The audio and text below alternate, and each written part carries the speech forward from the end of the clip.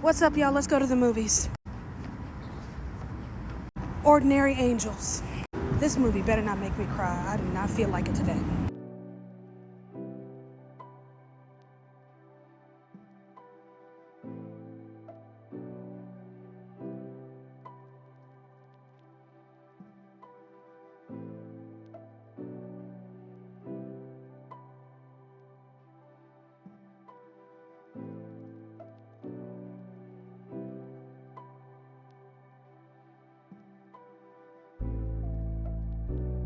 Alright, let's talk about it. I cried.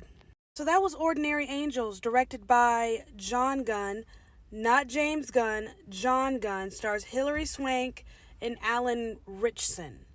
Alright, so somewhat slight little backstory on the film itself. Not the story, but the film itself. So this movie was originally supposed to come out last year, October 13th.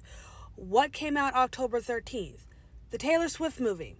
Just in case you forgot, the Taylor Swift movie was a complete shock, surprise.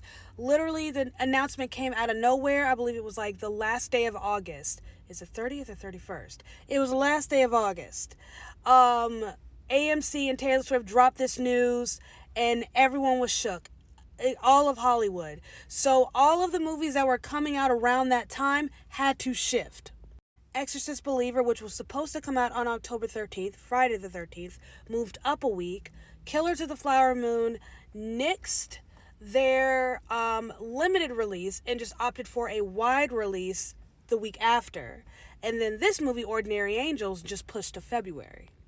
I was a little nervous about the February release date because this is a dump month. So January, February, and usually like the beginning part of March, dump months. So these are usually the worst movies of the year. They're not very good. They're not going to make a whole lot of money, but they're not looking to compete with big blockbusters. Dump months. So with a February release date, I was a little nervous. I'm like, okay, is the movie just not good? Because usually when a studio releases a movie in February or January, they're not, they don't have a whole lot of hope for the movie, right? This thing, though. So I didn't do any research about this movie. I didn't know anything about it going into it, other than Hilary Swank is in it, and a little bit of the story based on what I'd seen in trailers. There are some things I did not know. Number one, this is based on a true story, and number two, this is a Christian movie. This is from the same production company as Jesus Revolution. You remember that movie from last year? The guy who directed, John Gunn, was the screenwriter for Jesus Revolution. He was also he was the director for the I Still Believe movie. I don't think I saw that one, but I know what it is. I Still Believe. I believe that was the Jeremy Camp movie, right? I am pleasantly shocked by the level of quality of Christian films lately. I mean, there was one dud that I saw last year, that Journey to Bethlehem Jesus musical. Didn't like that at all. But for the most part, just a lot of quality Christian films lately. I don't know. It's almost like something clicked. Like they figured it out. They realized that what they've been doing wasn't working. We really need to start focusing on the quality of the film. Yes, the message is important, but we have to, put work and effort into the quality of the film. We have to get quality actors. We need good writers, directors, camera work and all that jazz. All the BTL stuff, like all of that has to be well done.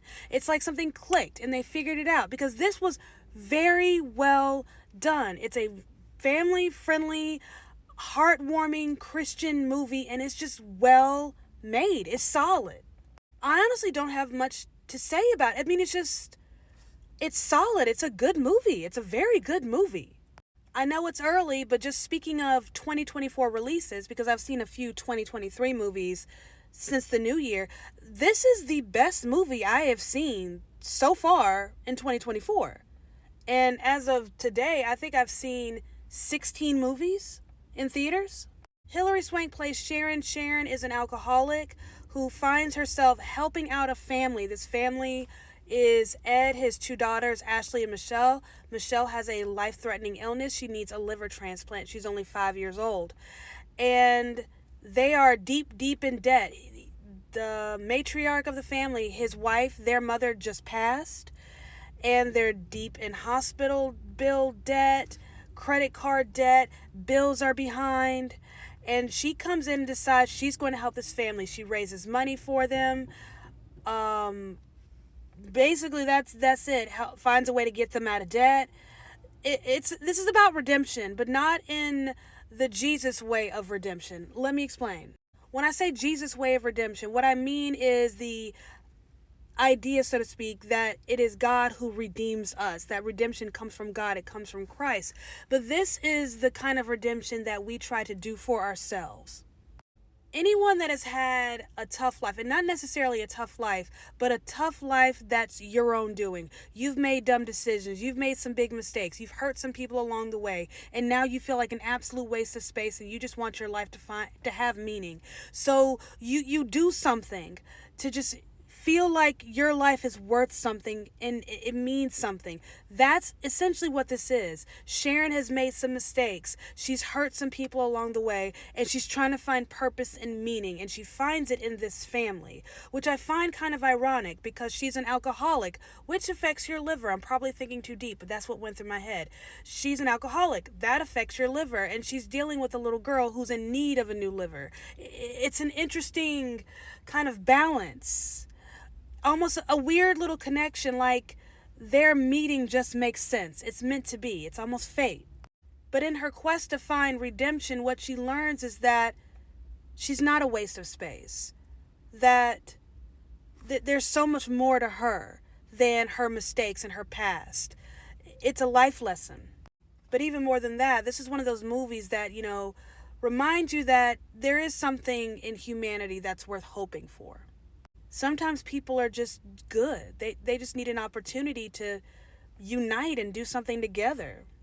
But it's a beautiful story. It's a beautiful story. Great acting, great direction, good writing. It's solid. It's just a very well done movie. Quality Christian entertainment. Yeah.